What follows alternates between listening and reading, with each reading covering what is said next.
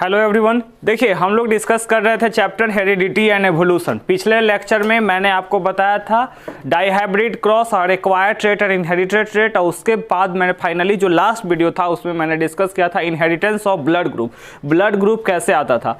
आज हम शुरू करने वाले हैं इवोल्यूशन, ठीक है। तो क्या आप बता सकते हैं कि आपके कोई पूर्वज में से, मतलब कि जो आपका पूर्वज है ना, उनसे 100 पीढ़ी अगर बैक जाए तो आपके पूर्वज का कंडीशन क्या रहा होगा? ऑब्वियसली इसका जो आंसर होगा कहीं ना कहीं जो है वो एंशिएंट मैन या अर्ली मैन, जिसको आदि मानव कहते थे, ठीक है।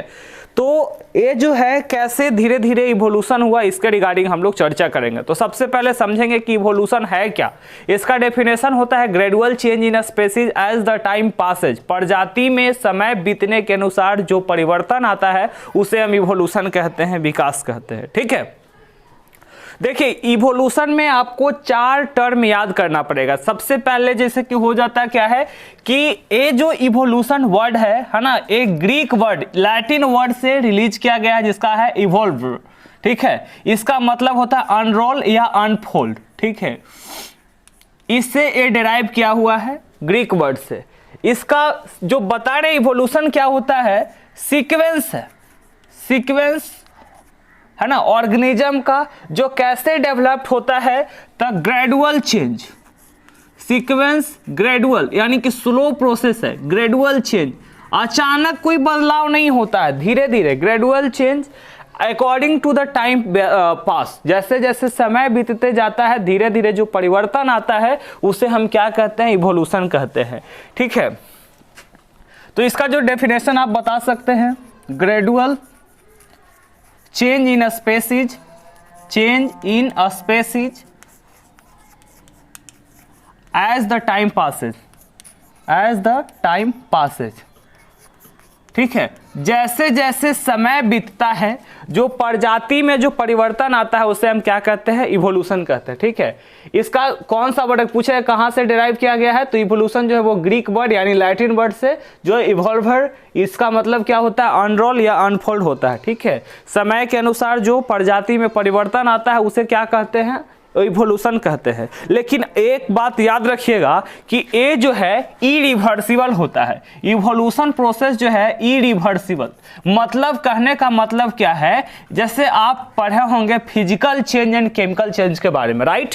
तो फिजिकल चेंज क्या होता है, वैसा परिवर्तन जो पुनः उसी फॉर्म में प्राप्त करता है उसको फिजिकल चेंज, यानी कि वो क्या होता है, रिवर्सिबल। जैसे क्या, एक्सपैंडिंग ऑफ रबर बैंड, कोई रबर ले लीजिए, उसको फैलाइए फिर छोड़ दीजिए तो वही अवस्था में आ जाएगा। जबकि इवोल्यूशन है इरिवर्सिबल। जैसे राइपनिंग ऑफ मैंगो, आम जब पक जाएगा उसको बोलेंगे कच्चा करके दिखाइए, है पॉसिबल? नहीं। अब उसी तरह से अब देखिए हमारा जो बॉडी विकसित हो गया, अब हम बोले कि हम पुनः आदि मानव की तरह बन जाए तो है पॉसिबल? है कितना भी अगर सीक्वेंस में जाना शुरू करेंगे तो नहीं हो सकता। यानी कि क्या है, ये रिवर्सिबल है ना, ये क्या है, इरिवर्सिबल, सॉरी रिवर्सिबल होता तो आप चले जा सकते थे बैक में, ठीक है, और आदि मानव पुनः बन सकते थे, लेकिन अब ऐसा नहीं है।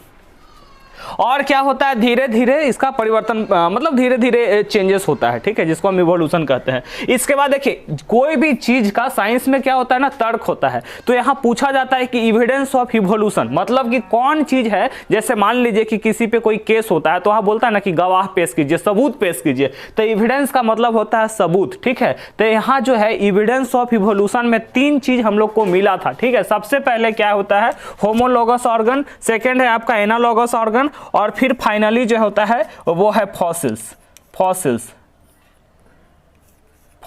ठीक है।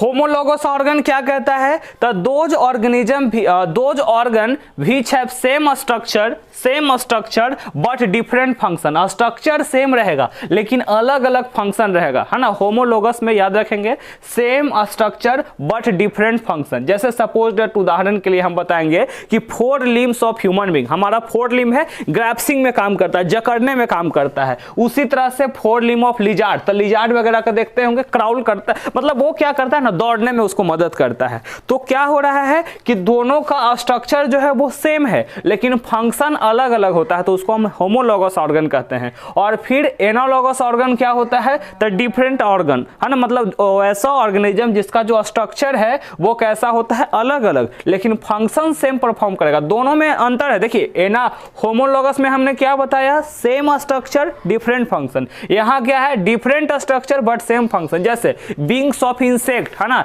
इंसेक्ट का जो विंग्स है उसका स्ट्रक्चर अलग है, उसी तरह से विंग्स ऑफ बर्ड, बर्ड का जो विंग्स है उसका स्ट्रक्चर अलग है, लेकिन दोनों का फंक्शन सेम ही है। कैसे फंक्शन सेम है, तो दोनों को फ्लाई करने में मदद कर रहा है, यानी one place to another place में जाने में हेल्पफुल हो रहा है। उसी तरह से फॉसिल्स क्या होता है, तो फॉसिल्स होता है dead remains of organism, dead remains of organism which have lived on the earth in past, है ना। क्या है, फॉसिल्स क्या होता है, द डेड रिमेन्स, है ना, किसी भी जैसे कोई ऑर्गेनिज्म है वो पास्ट में जो यहाँ पे रहा है, जैसे डायनासोर्स के हड्डी वगैरह के बारे में पता चला था, वल्चर वगैरह एकदम रेयरली देखने को मिलता है, गिद्ध वगैरह, तो ये सारा चीज क्या है उसका, जिससे कि धीरे धीरे डायनासोर्स के बारे में, तो उसका जो हड्डी है चाहे कोई उसका सबूत मिलेगा, है ना, तो dead remains of animals and plant which, है ना, वो क्या होता है, लिव्ड, जो अर्थ पे पाया गया था, मतलब पास्ट समय में, बीता हुआ समय में, उसे हम फॉसिल्स कहते हैं। और ये जो फॉसिल्स होता है, समझेंगे यहाँ पे, ये जो फॉसिल्स होता है बनता कैसे है, तो देखिए ड्यूरिंग एनी नेचुरल डिसास्टर, कोई नेचुरल डिसास्टर हुआ तो वो बरीड हो गया, ठीक है, और बरीड मतलब दफन गया, मतलब कि अंदर में ऊपर से मान लीजिए कि लैंडस्लाइड हुआ, अचानक चला गया, फिर कवर हो गया, और होने के बाद फिर क्या होता है, एनारोबिक रेस्पिरेशन के द्वारा माइक्रो ऑर्गेनिज्म क्या करता है, इसको डिकम्पोज कर देता है, सड़ा देता है, ठीक है, जिससे उसका हड्डी वगैरह लेफ्ट हो जाता है। और जब ये कैसे पता चलता है, जैसे इसका पता लगाया जाता है डिगिंग ऑफ द अर्थ, डिग माने क्या होता है, खोदना, डिगिंग अप ऑफ अर्थ, है ना, जब अर्थ का खुदाई होता है तब क्या होता है, ये पता चलता है कि वो यहाँ पे इसका अस्थि वगैरह मिला, ठीक है, डायनासोर्स का हड्डी मिला, जो भी वगैरह है वो मिलता है वहां से, ठीक है। और इसका जो हम एज डिटरमाइन करते हैं, एज इसका डिटरमाइन करते हैं, उसका प्रोसेस का नाम है कार्बन डेटिंग, याद रखेंगे, है ना, कार्बन डेटिंग। कौन सा, है ना, कौन सा जो हमें फॉसिल मिला है वो कितना पुराना है, इसका पता लगाने के लिए बायोलॉजी में एक प्रोसेस होता है जिसका नाम है कार्बन डेटिंग, इससे पता चल जाता है। देखिए कैसे पता चलता है, तो देखिए C14, कार्बन 14 जो है एक रेडियो एक्टिव एलिमेंट है, रेडियो एक्टिव एलिमेंट है। आपको बता देना चाहेंगे रेडियो एक्टिव का मतलब क्या होता है, those element which have capacity to radiate energy, और जितना भी ये सब ऑर्गेनिज्म होते हैं उसमें C14 प्रेजेंट होता है, और वो क्या होता है ना, धीरे धीरे वो मतलब कि उसका कितना एज पुराना है ये डिटरमाइन हो जाता है कार्बन डेटिंग के प्रोसेस से, ठीक है। तो देखिए आपको फॉसिल पता हो गया, डेड रिमेन्स ऑफ ऑर्गेनिज्म, किसी भी ऑर्गेनिज्म का जो डेड रिमेन्स है, जो बचा हुआ है, उसे हम फॉसिल कहते हैं। और कब, जैसे कि which have lived on the earth, जो पास्ट में अर्थ पे फाउंड हुआ है, माने रहा है, ठीक है। ये कैसे बनता है आपको बताया, डिकम्पोजिशन के द्वारा होता है। कैसे, तो माइक्रो ऑर्गेनिज्म क्या करता है, उसको डिकम्पोज कर देता है और उससे फॉसिल्स का निर्माण होता है। इसका फाउंड कैसे करेंगे, तो डिगिंग ऑफ द अर्थ, है ना, इसका कितना एज पुराना है इसका कैसे पता लगाते हैं, तो एक प्रोसेस होता है जिसका नाम है कार्बन डेटिंग, उसके जरिए हम लोग पता लगा लेते हैं। और C14 जो होता है वो रेडियो एक्टिव एलिमेंट है और ये पाया जाता है किसी भी लिविंग ऑर्गेनिज्म पे। और ये जब दूसरा हम अभी के जो कार्बन 14 का प्रयोग करते हैं वो कंपेयर किया जाता है कि एक कार्बन 14 जो है वो पहले कितना बरस पुराना है और अभी वाला जो है उसका सीक्वेंस क्या है, तो दोनों को कंपेयर करके हम एज डिटरमाइन कर लेते हैं। इसको हम बोलते हैं कार्बन डेटिंग। और कार्बन डेटिंग से हमें पता चल जाता है कि कौन सा प्रजाति कितने पास्ट टाइम में अवेलेबल था, राइट। चलिए इसके बाद हम लोग को पढ़ना है चार्ल्स डार्विन थ्योरी। देखिए डार्विन इवोल्यूशन के रिगार्डिंग थ्योरी दिए थे चार्ल्स डार्विन, है ना, उन्होंने एक बुक लिखा था, उस बुक का नाम है origin of species, origin of species, है ना। इन्होंने एक बुक लिखा था जिसका नाम है ओरिजिन ऑफ स्पेसीज, और उसी ओरिजिन में, है ना, जिसको हम बोलते हैं रूल ऑफ नेचुरल सिलेक्शन भी आपको कहा जाता है ना, नेचुरल सिलेक्शन का रूल भी कहा जाता है उसे, नेचुरल सिलेक्शन देखिए ओरिजिन ऑफ स्पेसीज जो बुक है उसी बुक में इन्होंने चर्चा किया था, कुछ थ्योरी दिया था रिगार्डिंग, किसके रिगार्डिंग था, इवोल्यूशन के रिगार्डिंग। देखिए इसमें पहला कहता है within any population there is natural variation and some individual have more favourable variation than other. किसी भी प्रजाति के अंतर्गत में, है ना, किसी भी प्रजाति के अंतर्गत में आपको वेरिएशन देखने को मिल जाएगा। अब इसमें क्या होगा कि किसी में कुछ ज्यादा वेरिएशन है, किसी में कुछ कम वेरिएशन है, लेकिन वेरिएशन आपको देखने को मिल जाएगा, ठीक है। इसके बाद देखिए even though all species produces a large number of offspring and population remain constant. जितना भी प्रजाति है ना, सब के सब स्पीशीज क्या होता है, group of organism which have capacity to produce their offspring, है ना, ऑर्गेनिज्म का समूह जिसके पास क्षमता होता है अपने जैसा हूबहू पैदा करने का, उसे हम क्या कहते हैं, स्पीशीज कहते हैं। तो जितना भी स्पीशीज है, ठीक है, देखिए फेवरेबल कंडीशन तो आपको पता चल रहा है, उसके बावजूद इवन दो इसके बावजूद सब स्पीशीज अपने जैसा हूबहू पैदा कर रहा है और इसी तरह से जनसंख्या जो है वो कांस्टेंट है, राइट।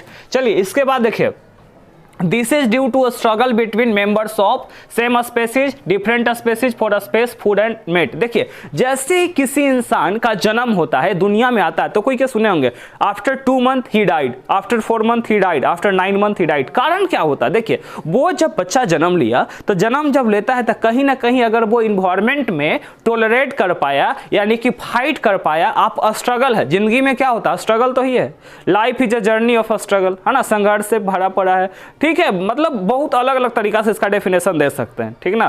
फिर कहा जाता है life is a journey of experiences, अनुभवों का यात्रा है, सही बात है, पूरा जीवन इंसान को अनुभव मिलते रहता है। लेकिन यहाँ पे हम बताना चाह रहे हैं कि हर इंसान स्ट्रगल करता है, तो स्ट्रगल जो स्ट्रगल से ऊपर उभर गया, मतलब अपना संघर्ष झेलते झेलते झेलते झेलते, माने संघर्ष सहने की आदत है, तो वो इवॉल्व कर पाता है। तो यही बता रहा है कि जितना भी वो है, this is due to the struggle, मतलब कोई भी पॉपुलेशन जो कांस्टेंट रिमेन है वो कैसे है, तो वो स्ट्रगल फेस किया है, किसके किसके अमंग में, the between of member of same species, अपने प्रजाति के मेंबर के अमंग। उसके बाद किस चीज के लिए भाई, तो स्पेस के लिए, मतलब जगह के लिए, फूड भोजन के लिए, मेटिंग यानी सेक्सुअल कोर्स के लिए, ठीक है। इसके बाद देखिए the struggle for survival with in population eliminate the unfit individual. जब ये स्ट्रगल हुआ, इसका मतलब क्या है कि जैसे सपोज डेट कहीं आप गए पढ़ने के लिए, वहां पे पूरा डिसिप्लिन है, अब जो बंदा क्या है कि जो डिसिप्लिन में नहीं रहता था और उसको डिस्टर्ब करने की आदत है, तो वो क्या कहेगा कि नहीं, अगर हम इस प्लेस पे आए हैं, इसका मतलब I have to be fully discipline,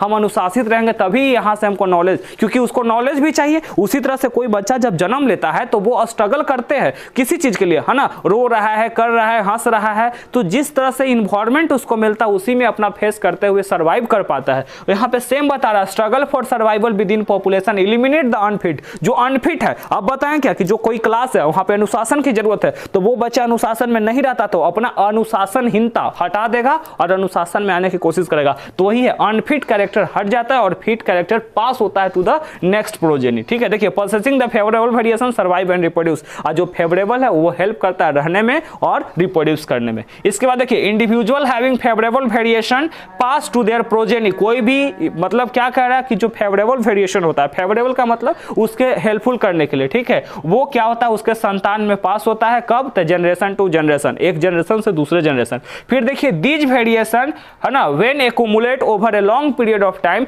जब ये धीरे धीरे वेरिएशन क्या करता है, एकत्रित होते चला जाता है और फिर फाइनली क्या करता है, न्यू स्पीशीज का निर्माण करता है। देखिए these variation when accumulated over a long period of time leads to the origin of new species. मतलब एक्यूमुलेट का मतलब क्या होता है, एकत्रित होना, यानी धीरे धीरे ये इवोल्यूशन इकट्ठा होते होते फिर क्या करता है, नया स्पीशीज का निर्माण करता है, ठीक है। तो स्पीशीज को मैंने आपको बता दिया, एक टर्म इसमें पढ़ना होता है स्पेसियाइजेशन। देखिए स्पेसियाइजेशन क्या होता है, क्रिएशन या formation of new species from pre existing species, है ना, पहले जो रह रहा है प्रजाति उसी में से नए प्रजाति का उत्पत्ति होना स्पेसियाइजेशन कहलाता है, ठीक है। और ये स्पेसियाइजेशन का नया इवोल्यूशन का जो होता है वो 3 कारण होता है, जियोग्राफिकल आइसोलेशन, जेनेटिक ड्रिफ्ट, है ना, और नेचुरल सिलेक्शन वगैरह। वैसा कैरेक्टर जो फिट होता है, नेचर में उसको सर्वाइव करने के लिए मदद करता है, वो पास होता है, उसी के अंतर्गत में हम उसको नेचुरल सिलेक्शन कहते हैं। और जो अनफिट होता है वो नहीं पास होता है, ठीक है ना। तो ये तीन चीज है, जियोग्राफिकल आइसोलेशन वगैरह, जो किसी भी चीज को फिजिकल बैरियर वगैरह वैसा होता है वो भी क्रिएट कर देता है। और जेनेटिक में ड्रास्टिक चेंज, वो क्या लाता है, कुछ जेनेटिक में परिवर्तन, उसके वजह से जेनेटिक ड्रिफ्ट क्रिएट होता है। और फिर फाइनली कुछ वेरिएशन जो है वो नेचुरल सिलेक्शन के अंतर्गत पे आता है। तो आई थिंक वीडियो समझ में आया है, इसे लाइक करें, शेयर करें और चैनल को सब्सक्राइब